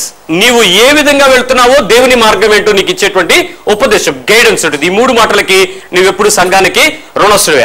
I repeat, teachings, number 2 fellowship, number 3 the guidance, spiritual guidance. వీటికి నువ్వు సంఘంలో రుణస్తున్నావు. ఇప్పుడు మీరు నిజంగా యేసుక్రీస్తు సువార్త పక్షంగా రుణస్తులై ఉన్నారో లేదో ఒకసారి చెక్ చేయండి. Now I am telling you మీరు ఎలాంటి డెబిటర్స్ చూద్దాం. 2వ తెస్సలోనిక పత్రిక 2వ అధ్యాయం, Thessalonians 2, 2 Thessalonians chapter 2. తెస్సలోనికులకు రాయబడిన 2వ పత్రిక 2వ అధ్యాయము 13 నుంచి చదువుతున్నాను చూడండి. చాలా జాగ్రత్తగా ఈ వాక్యాన్ని మీరు పెద్దగా పట్టించుకోకపోతే ఇప్పుడు అండర్లైన్ చేసుకోండి. నంబర్ 13, ప్రభు వలన ప్రేమించబడిన సహోదరులారా, అంటే ఎవరు? మీరే దేవుని వలన ప్రేమించబడిన సహోదరులారా. 2వ తెస్సలోనిక పత్రిక 2వ అధ్యాయము 11వ వచనం, ఆత్మ మిమ్మును పరిశుద్ధపరచుట వలనను మీరు సత్యమును నమ్ముట వలనను రక్షణ పొందుటకు దేవుడు మిమ్మును బట్టి ఎల్లప్పుడూ ఆది నుండి మిమ్మును ఏర్పరచుకొనెను. రక్షణ పొందుటకు దేవుడు మిమ్మల్ని ఎప్పటి నుంచి ఏర్పాటు చేసుకుంటే రక్షణ వచ్చిందో తెలుసా? From the beginning. ఇప్పుడు మీరు రక్షించబడ్డారు. కనుక మేము మిమ్మును బట్టి ఎల్లప్పుడూ దేవునికి కృతజ్ఞతాస్తుతులు చెల్లింపబద్దులై ఉన్నాం. మీరిలాగూ రక్షించబడి 14వ వచనం, మీరు ఇలాగ దేవుని పిలుపును బట్టి రక్షించబడి మన ప్రభువైన యేసు యొక్క మహిమను పొందవలనని ఆయన మా సువార్త వలన మిమ్మును పిలిచెను. 15వ వచనం, కాబట్టి సహోదరులారా స్టేబుల్గా ఉండండి, నిలకడగా ఉండండి. మా నోటి మాట వలనను మా పత్రిక వలనను మీకు బోధించబడిన విధులను చేపట్టండి. మీరేం చేయాలి ఇప్పుడు? ఆయన మీకు ఇచ్చినటువంటి ప్రతి కమాండ్ని, ప్రతి మాటను మనం ఏం చేయాలి? ఇప్పుడు వెళ్ళి చేపట్టాలా వద్దా? ప్రకటించాలా వద్దా? ఎవరికి ప్రకటిస్తారు? ఈ రోజు మీరు దేవుని యొక్క వాక్యమును సరిగా ప్రకటించడం నేర్చుకోకపోతే అన్యజనులకు మీరు రుణస్తులు అన్న విషయం మీకు ఎప్పటికీ తెలియదు. You should go and preach to the Gentiles. అన్యజనులకు మీరు డెబిటర్స్ గా మారిపోయారు. మీరు వారిని వెతకాలి, వారితో మాట్లాడాలి. మీరు ఈ విషయాన్ని తెలుసుకోకపోతే క్రైస్తవులకు సువార్త చెప్పే రోజులో ఉన్నాం మనం. సెవెంత్ డే ఏంటిది లేటర్ డే సెయింట్స్ వాళ్ళు, యెహోవా సాక్షులు, జెహోవా విట్నెసెస్, ఇంకా రకరకాల తెగలు బయలుదేరి వచ్చి ఇప్పుడు మనకేం చెప్తున్నాయి అంటే మనకు సువార్త చెప్తున్నాయి. ఏమని? ఇప్పటికీ మీలో చాలా మందికి అయ్యో మేము దేవుని పక్షంగా అన్యుల దగ్గరకు సువార్తకు వెళ్ళాలి అన్న విషయం మీకు తెలియకపోవడం వల్ల క్రైస్తవులకు సువార్త చెప్తుంటే మీ ఇళ్లలోకి తెచ్చి మీరు నమ్మిన తొలి విశ్వాసం నుంచే పడిపోతున్నారు. ఇది జరగకుండా చూసుకోవాల్సిన బాధ్యత మీదే. మొదటిగా మీరు మీ తల్లిదండ్రులకు రుణస్తులై ఉన్నారు. రెండవదిగా మీకు ఉపదేశం ఇచ్చిన టీచర్స్కి మీరు రుణస్తులై ఉన్నారు. మూడవదిగా మీకున్న వాక్యపు ఉపదేశకులకు మీరు రుణస్తులుగా ఉన్నారు. నంబర్ 4 మీరు సంఘానికి రుణస్తులై ఉన్నారు. నంబర్ 5 అన్యజనులకు మీరు రుణస్తులై ఉన్నారు. ఈ విషయాన్ని మొదట గుర్తుపెట్టండి. రెండవ విషయం ఏంటంటే అంబాసిడర్ ఎప్పుడు కూడా ఏదైతే తన దేశం పక్షంగా చెప్పాలో అది ఎప్పుడు కూడా చెప్పడానికి ముందుంటాడు. నంబర్ 2 రోమన్స్ 1:16, రోమ పత్రిక 1వ అధ్యాయం 16వ వచనం కొద్దాం. రోమన్స్ 1:16, సువార్తను గూర్చి నేను సిగ్గుపడవాడను కాదు. నంబర్ 2 అంబాసిడర్ ఎప్పుడు కూడా సిగ్గుపడడు. ఎప్పుడు ఎవరి గురించి సిగ్గుపడ్డీనా? సువార్త గురించి ఎప్పుడు కూడా ఏమంటే ఒకసారి ఆలోచించండి. ఎప్పుడు సిగ్గుపడడు. ఒకసారి చెప్పండి. మనం ఎప్పుడు సిగ్గుపడకుండా చెప్పామా? ఎప్పుడు సిగ్గుపడుతూనే చెప్పామా? ఎప్పుడు ఎవరికైనా సువార్త చెప్పాలండి, బ్రదర్ వాళ్ళు ఏమనుకుంటారేమో, బ్రదర్ నాకు అంత రాదు బ్రదర్, నేను అలా మాట్లాడలేను బ్రదర్, ఎందుకు వచ్చిన గొడవలేను బ్రదర్, మీరు వెళ్ళండి బ్రదర్, మీరు రావచ్చు కదా సిస్టరు, సువార్తకి వెళ్తాం. ఎప్పుడు చూసినా మనము క్రీస్తుకి రాయబారులం, సువార్తకు సిగ్గుపడివారం. ఈయనంటాడు నేను క్రీస్తుకు రాయబారిని, సువార్త గురించి నేను అస్సలు సిగ్గుపడను. క్రైస్తవ సంఘంలోనికి నిన్ను బెనిఫిషియల్ గా చేర్చింది దేనికో తెలుసా? ఈ విషయం చెప్పడానికి, ఇది నువ్వు ఇతరులకు వెళ్ళి చెప్పడానికి. ఒకసారి ఆలోచిద్దాం. సువార్తను గురించి సిగ్గుపడటం గురించి పౌలు ఒక విషయం చెప్పాడు. 1 కొరింథీ 1వ అధ్యాయం, 1 Corinthians 1, 1 కొరింథీ పత్రిక 1వ అధ్యాయం 18వ వచనం, సిలువను గుర్చిన వార్త నశించుచున్న వారికి వెరితనం గాని రక్షించబడుతున్న మనకేంటది? సిలువ గుర్చిన వార్త మనకేంటది? ఏం శక్తి? దేవుని శక్తి. ఇందు విషయమై జ్ఞానుల జ్ఞానము నాశనము చేతును, వివేకుల వివేకం శూన్యపడుతున్న రాయబడినట్టు జ్ఞాని ఏమాయను, శాస్త్రి ఏమాయను, ఈ లోకపు తర్పవాది ఏమాయను. ఈ లోక జ్ఞానమును దేవుడు వెర్రితనముగా చేసి ఉన్నాడు కదా. దేవుని జ్ఞానానుసారంగా లోకము తన జ్ఞానము చేత దేవుని ఎరుగకుండినందున సువార్త ప్రకటన అను వెర్రితనము చేత నమ్మువారిని రక్షించుట దేవుని దయాపూర్వక సంకల్పమాయను. సువార్త అనే వెర్రి పని నువ్వు చేస్తేనంట ఆ మనుషులు ఏమవుతారట? రక్షించబడతారట. చూడండి ఎంత సీక్రెట్ ఉందో. సువార్త వెర్రితనం ఎవరికి? అన్యులకి, నీకు శక్తి. ఇప్పుడు నువ్వు వెళ్ళి దేవుని శక్తిని కనుక చెప్పావు అనుకోండి, అప్పుడు వాళ్ళు ఏమవుతారు? రక్షించబడి. ఈ వెర్రి పని చేయటానికి ఎంతమంది రెడీగా ఉన్నారు? Free of job. వెర్రి పని, పిచ్చి పని. కొన్నిసార్లు అంటే పిచ్చి కింద నీకు పిచ్చి పనులు చేస్తా ఉంటా. ఇది అంతే, జస్ట్ లైక్ పిచ్చి పని, వెర్రి పని. కానీ ఇది దేవుని పక్షంగా ఏం పని? శక్తి అయిన పని. నీవు సిగ్గుపడకుండా ఎప్పుడైతే నిలబడతావో దాని గురించి ప్రభు చూస్తాడండి. పిల్లలు, don't feel shame to share the gospel to your classmates. సిగ్గుపడకండి. మీ పక్కన వాళ్ళకి చెప్పండి, మీ కొలీగ్స్కి చెప్పండి, మొత్తం మాట్లాడండి. మీరు సిగ్గుపడేవారు కాదు. సంఘంలో ఉన్నారు, మీరు దేవుని యొక్క సంఘంలో ఉన్నారు, రక్షించబడ్డవారు. మీరు చెప్పండి, మీరు మాట్లాడండి. ఇంకొక విషయం చెప్తా. ఈయన ఏమంటాడో తెలుసా? ఈ జ్ఞానులు యేసు ప్రభుని గ్రహించలేకపోయారు. జ్ఞానుల జ్ఞానం ఏమైంది? ఈ మామూలుగా ఒక జ్ఞానుల గురించి చెప్తాను మీకు. వీళ్ళని మాగైస్ అంటారు. ఆ ప్రదేశం రష్యా చుట్టుపక్కల ప్రాంతాల్లో ఉన్నటువంటి ఇథియోపియా, ఆ దేశాల వారు అప్పటికే ఖగోళ నక్షత్రాల గురించి వెతికి యేసు ప్రభు పుడతారని వచ్చారు. వాళ్ళ జ్ఞానం ఏం చేసిందో తెలుసా? ఈ దేశానికి, లోకాన్ని రక్షించేవాడు పుడతాడు అనగానే రక్షకుడు లేక రాజు ఎక్కడ పుడతాడు? కోటలో పుడతాడు. అందుకని ఎక్కడికి వెళ్ళి యేసుని ఎత్తడానికి? నక్షత్రాన్ని ఫాలో అవుతున్నాడు. నక్షత్రం చూడొచ్చు కదండి. అక్కడి వరకు వచ్చాక వాళ్ళ జ్ఞానం చూశాడు. అందుకే వాళ్ళు ఏమయ్యారు? వాళ్ళు ఫూలిష్, వెర్రోళ్ళు అయిపోయారు. జ్ఞానుడి జ్ఞానం వెరితనం అయిపోయింది. శాస్త్రులు యేసు ప్రభుని వెంబడిస్తూ ధర్మశాస్త్రమే మాకు ముఖ్యం, ధర్మశాస్త్రమే ముఖ్యం అన్నారు. కానీ యేసుని పట్టుకోగలిగారా? యేసుని ఎదురుగా వస్తే యేసు ఎవడో ఈడు మనిషి కుమారుడు అనేసారు. జ్ఞానుడి జ్ఞానము వెరితనం అయింది, శాస్త్రుల జ్ఞానము వెరితనమే. బోల్డ్ మంది ఆయన వచ్చి తర్కించి రకరకాలు మాట్లాడారు. 12వ సంవత్సరమే విపరీతమైన తర్కాలు. అప్పుడు ఆయన చెప్తున్న సమాధానాలను చూసి వాళ్ళు ఏమయ్యారండి? అసలు విస్మయం ఉందిరి. వాళ్ళు అసలు షేక్ అయిపోయారు. అయ్యి బాబోయ్, ఈయన ఎవర్రా బాబు ఈయన? ఆయన జ్ఞానులకు మరుగు చేసి పసిబాలుర నోట స్తోత్రాన్ని సిద్ధపరిచాడు. ఈరోజు నువ్వు గొప్ప ఉద్యోగమా, గొప్ప ఆఫీసర్వా, గొప్ప పెద్ద ఉద్యోగమా, పెద్ద డబ్బులా? డోంట్ వరీ, దేవుడు చోట్లే. ఒకవేళ నువ్వు కనుక అలా ఫీల్ అయితే నిన్ను ఎర్రోడు అంటాడు. ఆయన దృష్టికి నువ్వు విలువైనడు కావు. ఏమీ లేకపోయినా మీరు ప్రకటించండి, దేవుని మాట ప్రకటించడానికి ఇష్టపడండి, సిద్ధపడండి. దేవుడు నీ పక్షంగా ఆయన ఎప్పుడు కూడా ఆనందించేవాడుగా ఉన్నాడు. ఎవరైతే నమ్ముతారో వారందరూ కూడా సంపూర్ణంగా రక్షణ పొందేటట్లు దేవుడు చేస్తాడు. నెంబర్ 2, మొట్టమొదటిది సువార్త గురించి సిగ్గుపడకూడదు. ఐ టెల్ యు, సువార్త గురించి సిగ్గుపడదు. రెండవది, సువార్త జ్ఞానానికి, విజ్డమ్కి సిగ్గుపడకూడదు. మళ్ళీ చెప్తున్నాను, సువార్త జ్ఞానం అదేంటో చూద్దాం. రోమపత్రిక 12, రోమన్స్ 12 19వ వచనం. రోమపత్రిక 12వ అధ్యాయము 19వ వచనం. ప్రియులారా, మీకు మీరే పగ తీర్చుకొనొద్దు. ఇంకా అక్కడ ఆకలి కొంటే భోజనం పెట్టండి, దప్పికొంటే నీరివ్వండి. ఇంకా అలా కిందకు వచ్చేసి అతని తల మీద నిప్పులుగా పోయండి. ఇంకేం చెప్తారు తెలుసు? కీడు వల్ల జయింపబడక మేలు చేత కీడుని జయించండి. ఇది క్రైస్తవ సువార్త వలన నీకు వచ్చిన జ్ఞానం. ఒక క్రిస్టియన్ విజ్డమ్ ఇక్కడ ఉంటుందండి.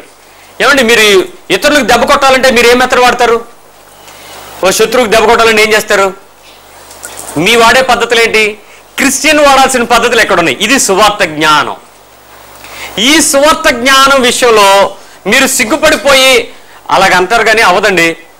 ఆడు కన్నుకు కన్ను పన్నుకు పన్ను అన్నాడు కాబట్టి ఆడు మనల్ని దెబ్బేసాడు కాబట్టి దెబ్బలు వేయడమే దొంగ దెబ్బ కుదరదు. దేవుని జ్ఞానం ఏంటి? ఇప్పుడు సువార్త జ్ఞానం. సువార్త తెలియకపోతే యేసు తెలియడు, యేసు తెలియకపోతే ఈ బోధ తెలియదు, ఈ బోధ తెలియకపోతే నీ జ్ఞానం లేదు. లోకమంతా పగలు, ప్రతీకారాలు, కక్షలు, ఆవేశాలు. యేసుక్రీస్తు దగ్గరికి వచ్చాక అంతా ప్రేమ క్షమ, ప్రేమ క్షమ. ఒకసారి ఆలోచించండి. క్రీస్తు దగ్గరికి వచ్చిన నీ విశ్వాస జీవితాన్ని పరిశుద్ధుడైన దేవుడు ఒకే విషయంగా చూడాలనుకుంటున్నాడు. The only one thing is, దేవుని యొక్క సువార్తను బట్టి నీకు జ్ఞానముగా నింపాడు. ఇప్పుడు మన జ్ఞానం ఏంటంటే ఎప్పుడు శత్రువుని హ్యాండిల్ చెయ్యం. దేంతో హ్యాండిల్ చేస్తాం? మన దగ్గర ఒకే కత్తి, అది ప్రేమ కత్తి, అది క్షమా కత్తి. వీటినే వాడాలి తప్ప ఎక్కడేది? ఇది సువార్త జ్ఞానం. ఈ సువార్త జ్ఞానం గురించి ఎప్పుడు కూడా మేలు చేత కీడు జయించాలే తప్ప కీడు చేయకూడదు. ఇది జ్ఞానం. ఇలాంటి పని చేయడానికి పౌలు ఎప్పుడు కూడా సిగ్గుపడలేదంట. మనం ఏం చేస్తాం చెప్పండి? మనకు కావలసినట్లుగా పగ తీరకపోతే ఊరుకుంటామండి? ఊరుకుంటాం? ప్రభువా, దేవా, నువ్వు మంచి దేవుడివి, నువ్వు కొంచెం చూడకపోతే అవదు, నువ్వు ఎలాగైనా చూడాల్సిందే, ఒక దెబ్బ చూడాల్సిందే. చాలా మందికి కీర్తనలో కొన్ని విషయాలు ఉంటాయి. శత్రువు నీ పాదముల కింద పడు వరకు, ఇలాంటి పదాలు ఎత్తిపెట్టి ఒక ఆవిడ ప్రార్థన చేస్తుంది. ఆవిడ పదాలన్నింటిలో ఏంటో తెలుసా? నువ్వు నీ శత్రువుని చూస్తావు, వాడు సిగ్గుపడతాడు, నీ పగవాడు ఎలా అవుతాడు, అలాంటి వాక్యాలన్నీ రాసుకుందండి కీర్తనలో నుంచి, దావీదు చేసిన ప్రార్థనలో. అది పట్టుకుని అడుగుతుంది, యేసయ్యా నువ్వు చెప్పేసావు ముందుగా దావీదుతో, మాకు నా శత్రువులు ఇలాగ అవుతారు, నేను అందరినీ చూడకుండా మాత్రం నన్ను తీసుకెళ్ళకయ్యా అంది. ఈ రోజుకి ఆవిడ ప్రార్థన నెరవేరలే. మొన్న అడిగితే చెప్తుంది, పాస్టర్ గారు నేను ఏమైనా తప్పు ప్రార్థన చేస్తున్నానో చెప్పండి. ఏం ప్రార్థన చేస్తున్నాను? మొత్తం కొటేషన్స్ అని అవే. ఎలా శత్రువు కింద పడిపోతాడా అని చూడాలనుకుంటుంది. అమ్మా, నువ్వు దీవించుట ఎందుకు వారికి ఇష్టం లేదు కనుక వారు చెప్పించినది వారి మీదకే వచ్చిన వాక్యం ఉంది, అది నీకు అర్థం కాలేదా అని అంటే, నాకు అలాగే అన్నీ తెలియదండి. వాళ్ళు పడిపోవాలంతే, వాళ్ళు నాశనం అయిపోవాలంతే, వాళ్ళు ఏడాలంతే, వాళ్ళు ఇలా ఉండాలంతే, అలా చూస్తే ఎన్నో తృప్తి అండి అని. సువార్త జ్ఞానం ఆవిడకి ఇంకా రాలేదు. దేవుడు తెలిసిపోయింది, బాప్తిజం అయిపోయింది, రొట్టె తినేస్తుంది, రాక్షసు తాగేస్తుంది, చర్చిలోకి వచ్చేస్తే కానుకలు ఇచ్చేస్తే క్షమాగుణం ఇంకా లోపల సువార్త జ్ఞానం రాలేదు. మరి వాళ్ళని ఏం అనలేం మనం, వాళ్ళు సిగ్గుపడతారు. నెంబర్ 3, నువ్వు నమ్ముతున్న నేను నమ్ముతున్న ఆ ఒక్క సువార్తకి సిగ్గుపడకూడదు. The only one gospel. మళ్ళీ చెప్తున్నాను, నేను నమ్ముతున్న ఆ ఒక్క సువార్తకి నేను సిగ్గుపడకూడదు. ఒక్క సువార్త అంటున్నాడు ఏంటి? ఇంకేమైనా సువార్తలు ఉంటాయా? ఆలోచించండి ఒకసారి. ఒక్క సువార్తనే ఇంకేమైనా సువార్తలు ఉంటాయా? ఒకసారి ఆలోచిస్తే బైబిల్ ఏం చెప్తుందో చూపిస్తాను. గలతీ పత్రిక 1వ అధ్యాయం 8వ వచనం, Galatians 1:8. గలతీ 1:8. మేము మీకు Galatians 1:8 మేము మీకు ప్రకటించిన సువార్త కాక మరి ఒక సువార్త ఏమైనా అంటే ఏంటి? ఈ సువార్త కాకుండా ఇంకో సువార్త ఎవడో పట్టుకొస్తాడో లేదా? ఆ సువార్త ఎవరు తీసుకొస్తారో చూపిస్తాను చూడండి. అక్కడ పరలోకం నుండి వచ్చిన ఒక దూత అయినను మీకు ప్రకటించిన వీళ్ళెవరంట? పరలోకం నుంచి వచ్చిన దూతలు. వీళ్ళు అలాగే వస్తారంట. we are sent from God అనుకుని వస్తారంట. చాలా మందికి ఈ రకంగా బయట నుంచి వచ్చిన వాళ్ళు అంటే మీటింగ్లకి ఎక్కువ వెళ్తారా? లోకల్ అంటే మీటింగ్లకి ఎక్కువ వెళ్తామా? ఏమండి? ఫారెన్ వాళ్ళు అంటే ఇంకా పరిగెత్తుకుని వెళ్ళిపోతాం. ఎందుకు? వాళ్ళు సెంట్ ఏంజల్స్, దేవుని దగ్గర నుంచి వచ్చిన దూతల్లాగే మనుషులు కనపడతారట. కానీ వాస్తవంగా బైబిల్ చెప్తుంది అలాంటి భిన్న బోధలు ఖచ్చితంగా వస్తాయి. నువ్వు నమ్మిన మొదటి సువార్త విషయంలో నువ్వు సిగ్గుపడకు. ఇంకా మాట చెప్పనా? 11వ వచనం చూడండి, గలతీ 1:11. నేను ప్రకటించిన సువార్త మనుషుని యోచన ప్రకారమైనది కాదని మీకు తెలియచెప్తున్నాను. ఎక్కడి నుంచి వచ్చింది నాకు ఇది? మనుషుల్లాగా నాకు చెప్పలే. మనుషుల వల్ల నేను 12వ వచనం, మనుషుల వలన నేను పొందలేదు, నాకు ఎవడు దాన్ని బోధించలేదు, కానీ యేసుక్రీస్తు బయలుపరచడం వల్ల నాకు అది దొరికి. ఈ రోజుకి నమ్మిన అనేక మంది క్రైస్తవులు మీరు ఇంకెవరైనా వచ్చి ఆదివారం ఆరాధించాలి కానీ యేసుక్రీస్తుని ఆరాధించకండి, యెహోవానే ఆరాధించాలి అంటే తిరిగిపోయే రోజుల్లో ఉన్నారు. మీ ఇంటికి పత్రికలు పట్టుకుని, పుస్తకాలు పట్టుకుని, సీడీలు పట్టుకుని రకరకాల పద్ధతిలో మీ దగ్గరకు వచ్చి మిమ్మల్ని చాలా బలవంతం చేసి మీరు మళ్ళీ రమ్మంటే మీరు ఇసుక్కుంటే మీరు ఖాళీగా ఉన్నప్పుడు మళ్ళీ వస్తామని అపాయింట్మెంట్ తీసుకుని వచ్చేస్తున్నారు. ఫోన్లు చేసి విసిగించేస్తున్నారు. భిన్న సువార్తలు వస్తాయి, విపరీతమైన బోధలు వస్తాయి, మారిపోతున్నాయి.